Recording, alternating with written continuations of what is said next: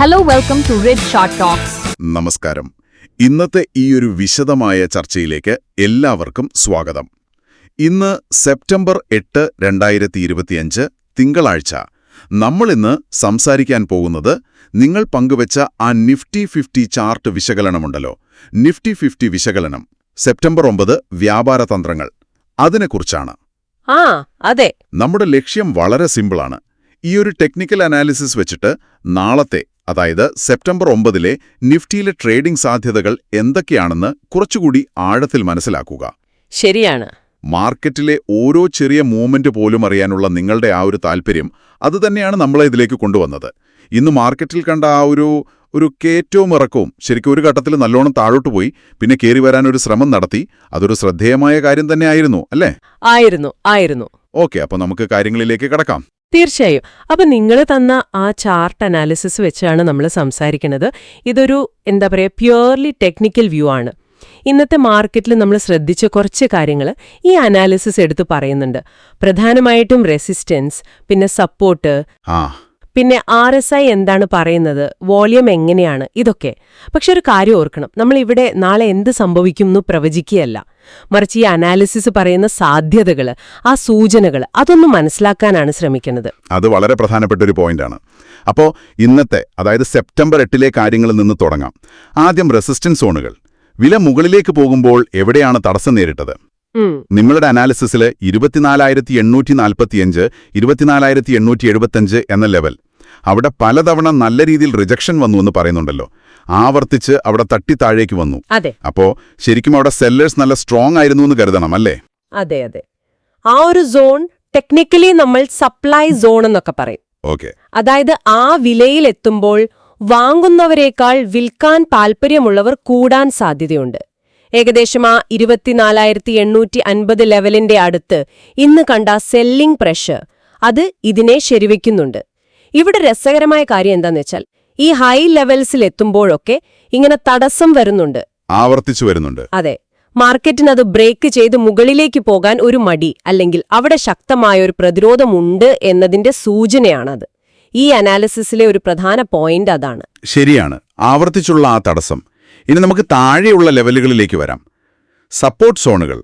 വില താഴേക്ക് വരുമ്പോൾ എവിടെയാണ് താങ്ങ് കിട്ടിയത്? നിങ്ങളുടെ അനാലിസിസ് പ്രകാരം ഇന്ന് 24,750, 24,770 റേഞ്ചിൽ മാർക്കറ്റ് സപ്പോർട്ട് എടുത്തു.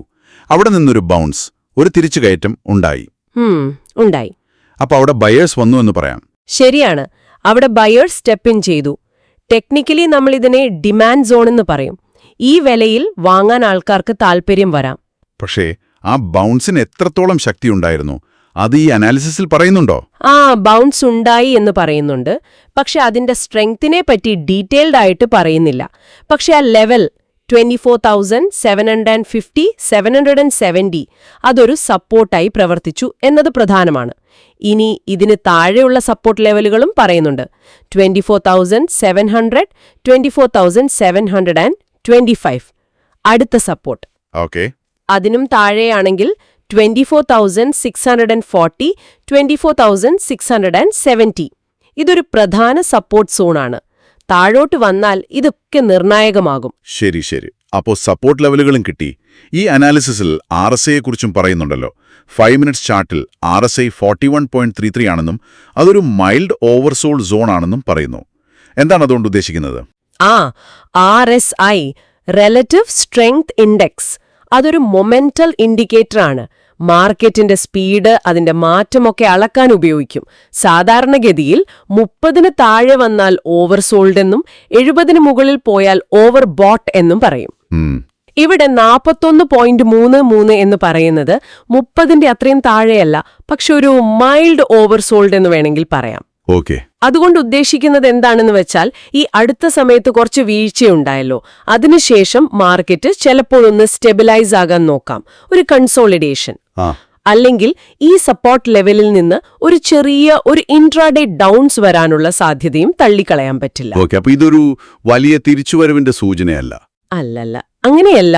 ഒരു താൽക്കാലിക സ്റ്റെബിലിറ്റി അല്ലെങ്കിൽ ചെറിയൊരു പുൾ ബാക്ക്, അത്രയുള്ളൂ. പക്ഷേ ഇതിനെ നമ്മൾ നേരത്തെ പറഞ്ഞ ആ സപ്പോർട്ട് ബൗൺസുമായിട്ട് ചേർത്ത് വായിക്കുമ്പോൾ, അതായത് 24,750 നിന്ന് ബൗൺസ് ചെയ്തു, RSIയും കുറച്ച് താഴെയാണ്. അപ്പോൾ മാർക്കറ്റ് ആ സപ്പോർട്ടിൽ പിടിച്ചു നിൽക്കാനൊന്ന് ശ്രമിക്കുന്നുണ്ട് എന്നൊരു സൂചന കിട്ടുന്നുണ്ട്. ശരി ശരി. അപ്പോൾ ഇന്നത്തെ മാർക്കറ്റ് ആക്ഷനും ഈ ഇൻഡിക്കേറ്ററുകളും വെച്ചു നോക്കുമ്പോൾ ചിത്രം കുറച്ചുകൂടി വ്യക്തമായി. റെസിസ്റ്റൻസ്, സപ്പോർട്ട്, RSI ഇതൊക്കെ നാളത്തെ സാധ്യതകളെ എങ്ങനെയാണ് ബാധിക്കുക? നിങ്ങളുടെ അനാലിസിസിൽ നാളത്തേക്ക് സെപ്റ്റംബർ 9 ചില ട്രേഡിംഗ് പ്ലാനുകൾ പറയുന്നുണ്ടല്ലോ. ലോങ് പോകാനുള്ള സാധ്യതകൾ, ഷോർട്ട് എൻട്രി സാധ്യതകൾ. നമുക്കാദ്യം ലോങ് എൻട്രി സാധ്യതകളെക്കുറിച്ച് സംസാരിക്കാം. ഓക്കെ. അതിൽ തന്നെ 2 രീതി പറയുന്നുണ്ട്. ഒന്ന് അഗ്രസീവ് ലോങ്, 24,750, 24,770 എന്ന സപ്പോർട്ട് സോണിന്റെ അടുത്തെത്തുമ്പോൾ തന്നെ വാങ്ങിക്കുക. പക്ഷേ ഇവിടെ പ്രധാനപ്പെട്ട ഒരു കാര്യം സ്റ്റോപ്പ് ലോസ് ആണ്, SL.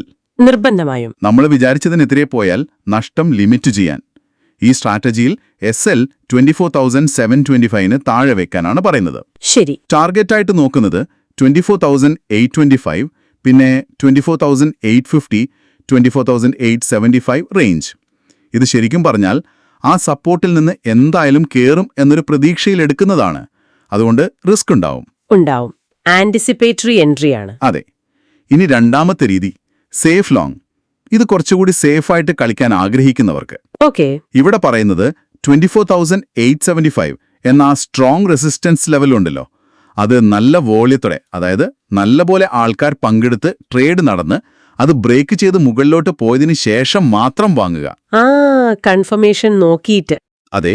ഇവിടെ സ്റ്റോപ്പ് ലോസ് 24,837 താഴെ, ടാർഗറ്റുകൾ 24,920, പിന്നെ 24,950, 24,975.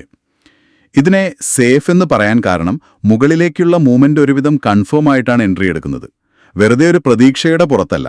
അതെ, ആ വ്യത്യാസം പ്രധാനമാണ്. അഗ്രസീവ് എൻട്രിയിൽ നമ്മളൊരു റിവേഴ്സൽ മുൻകൂട്ടി കാണാൻ ശ്രമിക്കുന്നു. അവിടെ റിസ്ക് കൂടും, പക്ഷെ നല്ലൊരു എൻട്രി കിട്ടിയാൽ റിവാർഡും വലുതായിരിക്കും. ശരിയാണ്. സേഫ് എൻട്രിയിൽ നമ്മൾ ബ്രേക്ക്ഔട്ട് കൺഫേം ആകാൻ കാത്തിരിക്കുന്നു. റിസ്ക് കുറയും, പക്ഷേ എൻട്രി പോയിന്റ് ചിലപ്പോൾ കുറച്ചു മുകളിലായിരിക്കും. രണ്ടിലും സ്റ്റോപ്പ് ലോസ് നിർബന്ധമാണ്. കാരണം നമ്മുടെ കണക്കുകൂട്ടൽ തെറ്റാൻ സാധ്യതയുണ്ട്. നഷ്ടം സഹിക്കാൻ പറ്റുന്നതിലും കൂടരുത്. തീർച്ചയായും. പിന്നെ ആ സേഫ് ലോങ് എൻട്രിയുടെ കാര്യത്തില് വോളിയം കൺഫർമേഷൻ വളരെ ഇമ്പോർട്ടന്റ് ആണ്. അതെ. ഒരു പ്രധാന റെസിസ്റ്റൻസ് നല്ല വോളിയത്തോടെ ബ്രേക്ക് ചെയ്താൽ അതിനർത്ഥം ആ നീക്കത്തിൽ പങ്കാളിത്തം കൂടുതലാണ്, അത് നിലനിൽക്കാൻ സാധ്യതയുണ്ട്. വോളിയം കുറവാണെങ്കിൽ അതൊരു ഫോൾസ് ബ്രേക്കൌട്ട് ആകാനും മതി. ശരിയാണ്. ഇത് ശരിക്കും ഓരോരുത്തരുടെ റിസ്ക് എടുക്കാനുള്ള കഴിവിനെ ആശ്രയിച്ചിരിക്കും, ഏത് രീതി തിരഞ്ഞെടുക്കണം എന്നുള്ളത്. അത് വ്യക്തിപരമാണ്. ശരി. അപ്പോൾ ലോങ് സൈഡ് ക്ലിയറായി. ഇനി മറുവശം നോക്കാം. മാർക്കറ്റ് താഴോട്ടാണ് പോകുന്നതെങ്കിലോ? ഷോർട്ട് എൻട്രി സാധ്യതകൾ. ഒരുപക്ഷെ നമ്മൾ ഈ പറഞ്ഞ 24,750 സപ്പോർട്ട് ബ്രേക്കായാൽ എന്തു ചെയ്യും? ഇവിടെയും അഗ്രസീവ് സേഫ് രീതികൾ പറയുന്നുണ്ടല്ലേ? പറയുന്നുണ്ട്. അഗ്രസീവ് ഷോർട്ട് പ്രകാരം 24,825, 24,845 എന്ന റെസിസ്റ്റൻസ് സോണിന്റെ അടുത്ത് എത്തുമ്പോൾ ഷോർട്ട് സെൽ ചെയ്യുക. റെസിസ്റ്റൻസിൽ നിന്നും തിരിയും എന്ന പ്രതീക്ഷയിൽ. അതെ. മാർക്കറ്റ് അവിടെ തട്ടി താഴോട്ട് വരുമെന്ന് കരുതി. സ്റ്റോപ്പ് ലോസ് 24,875 മുകളിൽ. ടാർഗറ്റുകൾ 24,775, പിന്നെ 24,725. ഓക്കെ. എന്നാൽ സേഫ് ഷോട്ട് അങ്ങനെയല്ല. 24,725 എന്ന സപ്പോർട്ട് ലെവൽ വ്യക്തമായി ബ്രേക്ക് ചെയ്ത് മാർക്കറ്റ് താഴോട്ട് പോയതിനു ശേഷം മാത്രം ഷോർട്ട് ചെയ്യുക. അതായത് വീക്ക്നെസ് കൺഫേം ചെയ്ത ശേഷം. അതെ. ഇവിടെ സ്റ്റോപ്പ് ലോസ് 24,770 മുകളിലും, ടാർഗറ്റുകൾ 24,675, പിന്നെ 24,640.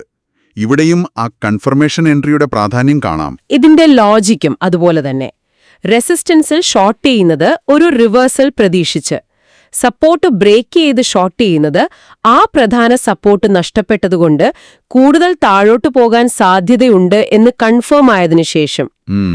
ഈ ടാർഗറ്റുകൾ നോക്കിയാൽ കാണാം, നമ്മൾ നേരത്തെ പറഞ്ഞ അടുത്ത സപ്പോർട്ട് ലെവലുകൾ തന്നെയാണവ. ശരിയാണ്.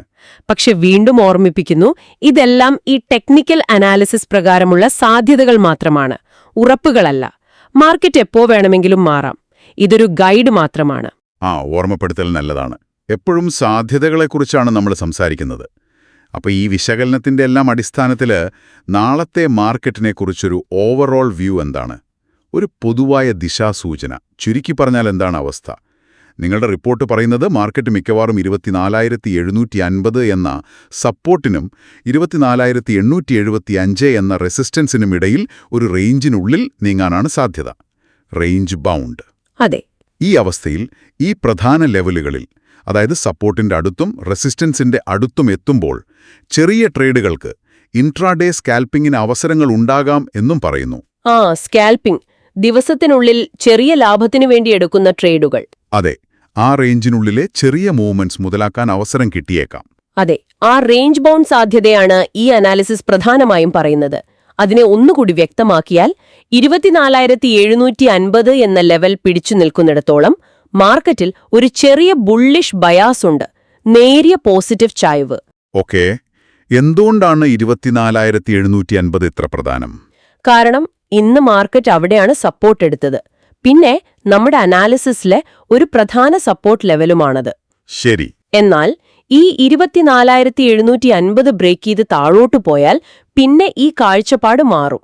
അത് ബെയറിഷ് സിഗ്നലാവും. താഴോട്ടു പോവാനുള്ള സാധ്യത കൂടും.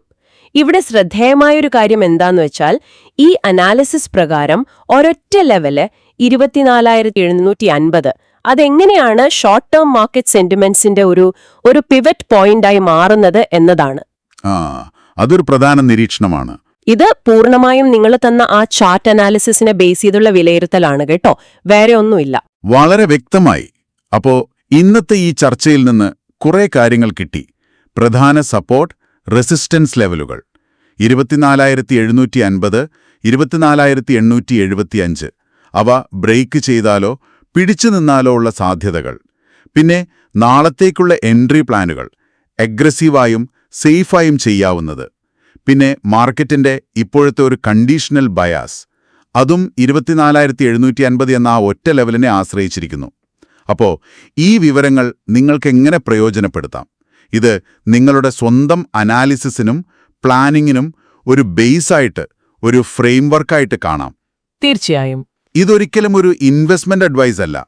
നിങ്ങൾ നൽകിയ വിവരങ്ങളെ അടിസ്ഥാനമാക്കി നമ്മൾ നടത്തിയ ഒരു വിശദമായ സംഭാഷണം മാത്രം. നിങ്ങളുടെ സ്വന്തം പഠനത്തിന് ഇതൊരു സഹായകമായേക്കാം. തീർച്ചയായും നമ്മൾ സംസാരിച്ചത് നിങ്ങൾ തന്ന അനാലിസിസിനെ പറ്റി മാത്രമാണ്. അതിന്റെ വെളിച്ചത്തിൽ ഒരു ചിന്ത കൂടി പറയാം. പറയൂ. ഈ അനാലിസിസ് പറയുന്നത് മാർക്കറ്റ് 24,750നും 24,875നും ഇടയിൽ കുടുങ്ങിക്കിടക്കാൻ സാധ്യതയുണ്ടെന്നാണ്. Range bound. സാധാരണ റേഞ്ചിനുള്ളിൽ നിൽക്കുമ്പോൾ വ്യക്തമായ ഒരു ഡയറക്ഷൻ ഉണ്ടാവില്ല. പക്ഷേ ഈ റേഞ്ച് എപ്പോഴെങ്കിലും ബ്രേക്ക് ചെയ്യുമല്ലോ, മുകളിലേക്കോ താഴേക്കോ. അപ്പോ നമ്മൾ ചിന്തിക്കേണ്ട ഒരു കാര്യം, ഈ റേഞ്ചിനുള്ളിൽ തന്നെ ചിലപ്പോൾ വോളിയത്തിൽ പെട്ടെന്നൊരു സ്പൈക്ക് വരുന്നത്, പ്രത്യേകിച്ച് ഈ റേഞ്ചിന്റെ അറ്റങ്ങളിലെത്തുമ്പോൾ. ശരിയാണ്. അല്ലെങ്കിൽ നമ്മൾ ഈ പറഞ്ഞ RSI പോലുള്ള ഇൻഡിക്കേറ്ററിൽ എന്തെങ്കിലും ഡൈവർജൻസ് കാണിക്കുന്നത്, അതായത് വില പോകുന്നതിന് വിപരീതമായി ഇൻഡിക്കേറ്റർ നീങ്ങുന്നത്. ഇതിലേതെങ്കിലും ഒന്ന് ആക്ച്വൽ ബ്രേക്ക്ഔട്ടിനോ ബ്രേക്ക് ഡൌണിനോ തൊട്ടുമുൻപ് തന്നെ അടുത്ത നീക്കത്തെക്കുറിച്ചൊരു സൂചന തരാൻ സാധ്യതയുണ്ടോ? അതായത് റേഞ്ചിനുള്ളിലെ സൂക്ഷ്മമായ മാറ്റങ്ങൾ ശ്രദ്ധിക്കുക. അതെ, ഈ അനാലിസിസിൽ ഉപയോഗിച്ച അതേ കാര്യങ്ങൾ, ലെവലുകൾ, വോളിയം, RSI ഉപയോഗിച്ചു തന്നെ ആ റേഞ്ചിനുള്ളിലെ മാറ്റങ്ങൾ ഒരു മുൻസൂചന തരുമോ എന്ന് നോക്കുന്നത് ഒരു പക്ഷേ ഇൻട്രസ്റ്റിംഗ് ആയിരിക്കും. ഇതൊന്ന് ആലോചിച്ചു നോക്കാവുന്നതാണ്. അതൊരു നല്ല പോയിന്റാണ്. ലെവലുകൾക്കപ്പുറം അതിനകത്തെ ഡൈനാമിക്സ് ശ്രദ്ധിക്കാൻ പ്രേരിപ്പിക്കുന്ന ഒരു ചിന്ത. എന്തായാലും ഈ വിശദമായ ചർച്ചയിൽ ഞങ്ങളോടൊപ്പം ചേർന്നതിന് നിങ്ങൾക്ക് നന്ദി.